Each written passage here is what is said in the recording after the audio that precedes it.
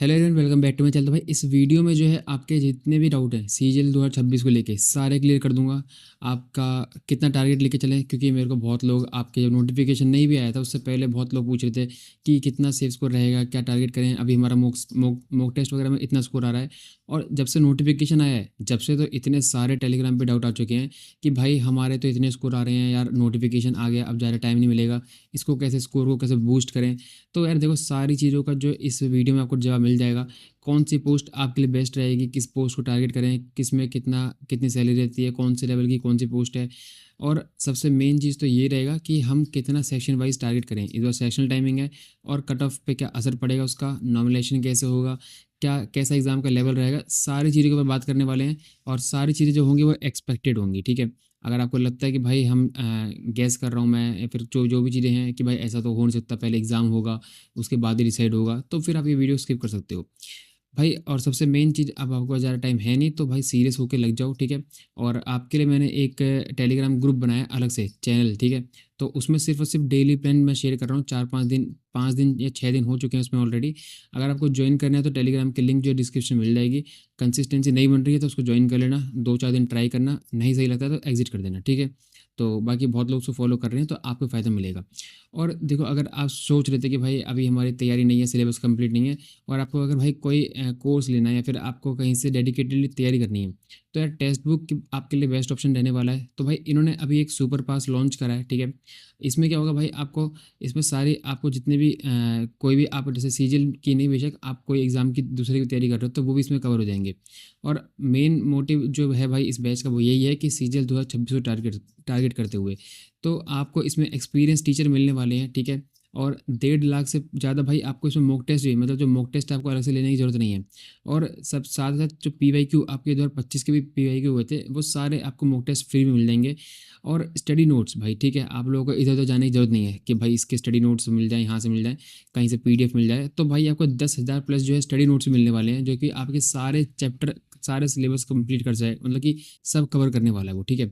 और लाइव और रिकॉर्डेड दोनों क्लास आपको मिलने वाली है। तो भाई अगर मैं बात करूँ तो यार देखो, सीजीएल हो चाहे सीपीयू हो, सारे एग्जाम अब लाइन से हैं। तो अगर आप सोच रहे थे कि लेने के लिए भाई कहीं से पढ़ने के लिए, तो भाई आप ये ले सकते हो। टेक्स्ट बुक की जो इसकी लिंक है आपको डिस्क्रिप्शन मिल जाएगी। और मैं अगर बात करूँ तो भाई TSH अगर आप कूपन कोड यूज़ करते हो, ठीक है, मेरे से भी तो कुछ फ़ायदा होना चाहिए आपको। अगर आप कैपिटल में TSH अप्लाई करते हो तो आपको डिस्काउंट मिल जाएगा, वो मेरी तरफ से आपके लिए, ठीक है। तो मतलब कि अगर मैं यहाँ पर आपको बता रहा हूँ कोई चीज़ तो मेरी तरफ से कुछ फ़ायदा तो होना चाहिए, तभी तो बताऊँगा। तो आप लोगों के लिए बेस्ट ऑप्शन रहने वाला है। और आपको मॉक टेस्ट तो देखो पता ही है, टेक्स्ट बुक का हर कोई टॉपर लगाता ही है, सारे मॉक टेस्ट मिल जाते हैं, पीवाईक्यू वगैरह सब कुछ। तो वो आपको फ्री मिल जाएगा, ठीक है। तो उसको आपको अलग से लेने की जरूरत नहीं है। और हाँ, सबसे बेस्ट चीज़ तो ये है कि अगर आपको लग रहा है भाई हम तो नहीं लेंगे, भाई हमें तो पहले देखना है कि कैसा है कैसा नहीं है, तो 1 रुपये में, जस्ट 1 रुपीज़ में आपको भाई 2 दिन के लिए अनलॉक कर सकते हो। और देख सकते हो, गो थ्रू कर सकते हो कि कैसे कैसी चीज़ें हैं इसमें, सारी चीज़ें आपको देखने को मिल जाएगी। तो जाओ भाई, डिस्क्रिप्शन में आपको लिंक मिल जाएगी, वहाँ से आप ट्राई कर सकते हो, और आपके लिए बेस्ट ऑप्शन रहेगा। इसके बाद में अगर भाई बात करूँ तो देखो, अपना अब मेन टॉपिक पे आ जाते हैं। देखो सीजीएल 2025 की अगर मैं कट ऑफ की बात करूँ तो कितनी गई थी आपकी, यूआर कैटेगरी की 136.8 गई थी, ओबीसी की 130, ईडब्ल्यूएस की 127, एससी की 114, एसटी की 106। और हमने ये एक्सपेक्ट नहीं करी थी भाई। लेकिन क्या हुआ, नॉर्मलाइजेशन में बहुत सारी चीज़ें हुई जो कि हमारे साथ, मतलब कि बहुत सारे बच्चों के साथ गलत भी हुआ। 14 अक्टूबर जो शिफ्ट थी उसके साथ तो बहुत ही गलत चीज़ें हुई। तो अब देखो, उसके ऊपर हम रो नहीं सकते हैं कि हम भाई इसके ऊपर बात करें उसके ऊपर बात करें, नहीं। हम तो भाई एक टारगेट स्कोर लेके चलने वाले हैं, जिसमें कि हम कोई भी शिफ्ट में पढ़ें, चाहे कितना माइनस हो जाए चाहे कुछ हो जाए, हम कट ऑफ क्लियर कर जाएं। और इसके बेसिस पे ही आपको मैं बताने वाला हूँ। कट ऑफ यहाँ ज़्यादा नहीं गई, उसका रीज़न एक यही है कि आपके नंबर ऑफ़ जो शिफ्ट थी बहुत ज़्यादा थी, उसमें बहुत ज़्यादा फ्लक्चुएशन था, ठीक है, बहुत ज़्यादा ऊपर नीचे स्कोर था, जिसके चक्कर में इस बार नेगेटिव नॉर्मलाइजेशन भी हुआ है। तो उसमें नेगेटिव ज़्यादा लोगों का हुआ था, पॉजिटिव गिने चुने लोगों की शिफ्ट का हुआ था, ठीक है। तो उसकी वजह से ये कट ऑफ कम गई थी। हालांकि देखा जाए तो कट ऑफ कम नहीं है, क्योंकि 150 वाला भी 136 से 137 पे आ गया था, तो मैंने ये 150 वाला भी बाउंड्री पे कट ऑफ क्लियर कर रहा था, वहीं पे 115-20 वाले भी आराम से यूआर की कट ऑफ क्लियर कर रहे थे। तो वो अब डिपेंड करता है कौन सी शिफ्ट थी। लेकिन अभी आप वो ना आपके हाथ में है, ना आप डिसाइड कर सकते हो कि हम कौन सी शिफ्ट में बैठने वाले हैं। तो वो तो भाई एग्ज़ाम के बाद ही पता चलेगा। तो हम कितना टारगेट करके लेके चलें, अब टारगेट पहले बाद में करेंगे, लेकिन उससे पहले एक चीज़ मैं बता देता हूँ, सेशनल टाइमिंग बहुत बड़ा जो रोल प्ले करने वाली है उसके बारे में। और हाँ भाई, अभी ना बहुत सारे टीचर आएँगे आपको बोलेंगे 180 की स्ट्रैटेजी, 170 प्लस की स्ट्रैटेजी, जो कि अगर इस टाइम पे अभी के सिनेरियो के हिसाब से इनको भी आप बिठाओगे तो ये 170 180 नहीं कर पाएँगे, जबकि सेक्शनल टाइमिंग आ चुकी है। हर अपने जो भी टीचर होता है अपने जो भी सब्जेक्ट होता है उसमें भाई बहुत बड़ा अच्छा योद्धा होता है, ठीक है? अपने आप को कहता है भाई ये मैथ का किंग है, ये इंग्लिश की क्वीन है, जो भी हैं। तो वो एक सब्जेक्ट की बात होती है। लेकिन यहाँ पर 4 सब्जेक्ट आते हैं, बच्चों को चारों सब्जेक्ट मैनेज करने पड़ते हैं। तो 170 180 यहाँ पर करने का कोई फ़ायदा नहीं है, ठीक है? हाँ, आते हैं, अगर आपका इतना स्कोर बैठ रहा है तो बहुत अच्छी चीज़ है, वो एक लीड होगी। लेकिन वो एक प्रेशर भी क्रिएट करती है। अब कोई टीचर आके बोल रहा है कि 170 प्लस की स्ट्रैटेजी, तो बच्चे ने तो दिमाग में वही बना लिया कि भाई 170 लेके आने पड़ेंगे, नहीं तो हमारा कुछ होगा नहीं। तो यार एक चीज़ बताओ, आपको क्वालीफ़ाई करना है, प्री जो है क्वालिफाइंग इन नेचर है। तो आप अगर 150 भी टारगेट करते हो तो आराम से आप, अगर थोड़ा बहुत एग्ज़ाम बिगड़ भी जाते हो, 145 पे भी आ जाते हो, 140 पे भी आ जाते हो, तो भी आप कट ऑफ क्लियर कर सकते हो, जैसे कि आपने देखा कट ऑफ। तो मैं आपसे एक ये चीज़ बोलना चाहूँगा कि इस ऐसी कोई भी वीडियो आपको दिखे कि 180 प्लस स्ट्रैटेजी, 170 प्लस वाले की स्ट्रैटेजी, ऐसी कोई भी वीडियो दिखे आप उसको बिल्कुल मत देखना, क्योंकि वो कोई लॉजिकली वो फिट नहीं बैठ रही है इस बेसिस पे। हाँ, मेंस के लिए अगर कोई टीचर बोले कि 350 प्लस की स्ट्रैटेजी, वो चलो ठीक है, वो देख सकते हो। लेकिन प्री में कोई भी स्ट्रैटेजी 180 170 वाली नहीं चाहिए। 150 टारगेट करो बढ़िया करके, ठीक है? 170 160 आ रहा है, वो नेचुरल चीज़ है। आप रिपीटर हो तो आपको इतना हो सकता है कि आ भी रहा होगा। किसी-किसी मॉक टेस्ट में 170 160 पहुँच रहा होगा, किसी में 140 पहुँच रहा होगा। तो वो सारी चीज़ें भाई आपको पता है एग्ज़ाम लेवल पे डिपेंड करता है।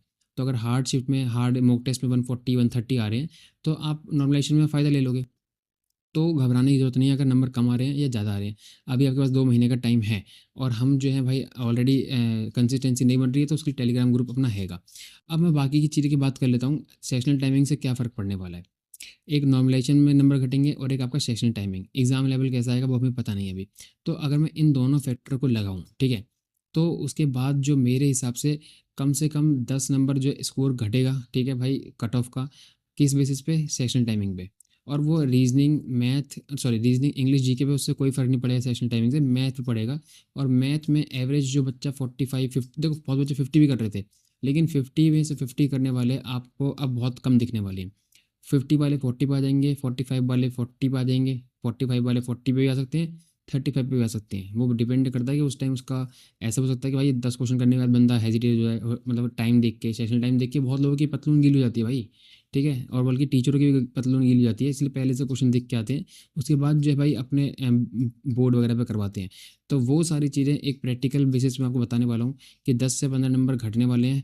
लेकिन हाँ, कॉम्पिटिशन ज़्यादा है और आपकी पिछले साल से वैकेंसी कम है, तो वो कंपनसेट हो जाएगा। तो मेरे हिसाब से 135 टू 140 यूआर की कट ऑफ रहने वाली है।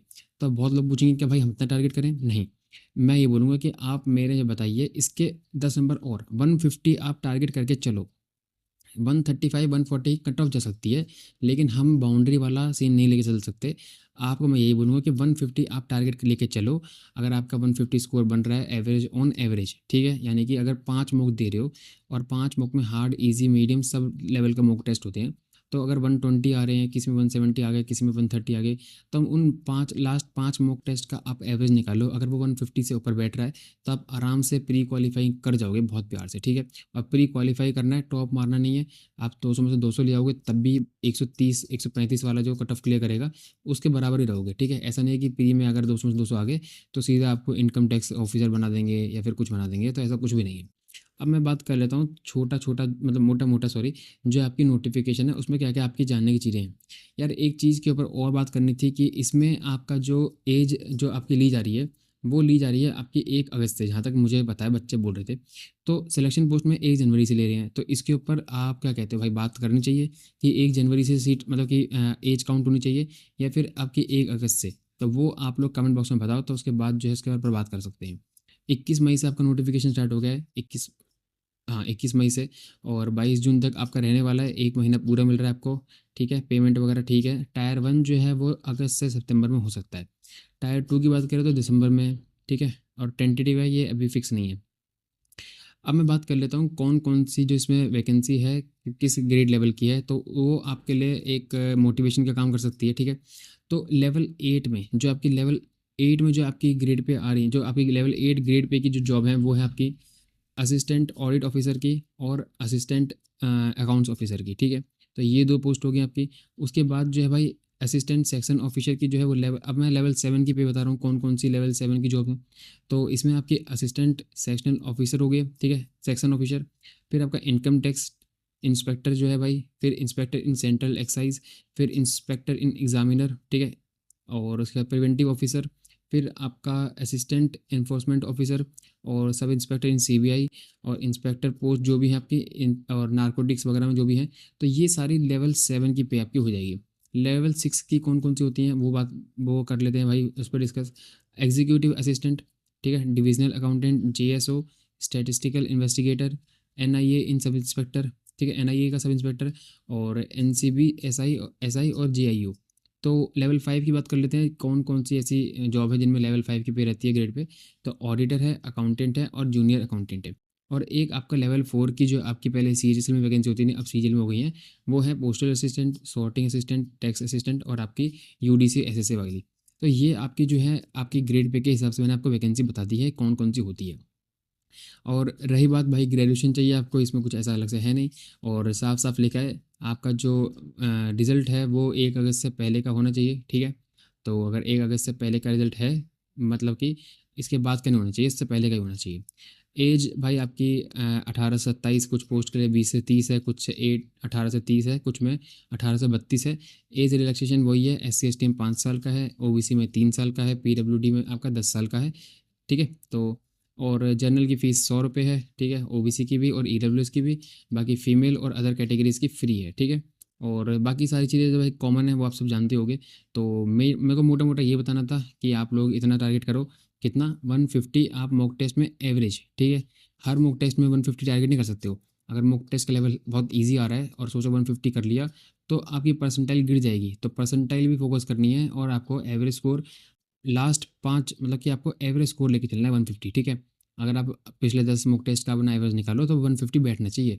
ये मेरे हिसाब से आपको एक मोटिवेशन वीडियो कह लो या फिर भाई एक राइट गाइडेंस कह लो, वो मैंने आपको दी यहाँ पे। तो अगर वीडियो आपको अच्छी लगी तो चैनल को सब्सक्राइब करके जाना भाई, ठीक है। वीडियो को लाइक करना और हाँ, टेलीग्राम ग्रुप जो है उसकी लिंक डिस्क्रिप्शन में मिल जाएगी, उसको ज्वाइन ज़रूर कर लेना।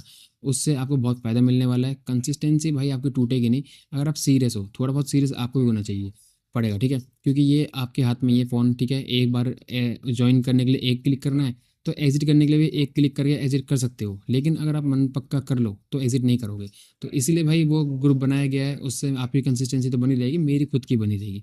तो इस वीडियो को यहाँ पर मैं एंड कर रहा हूँ। मिलते हैं किसी नेक्स्ट वीडियो में, तब तक के लिए बाय।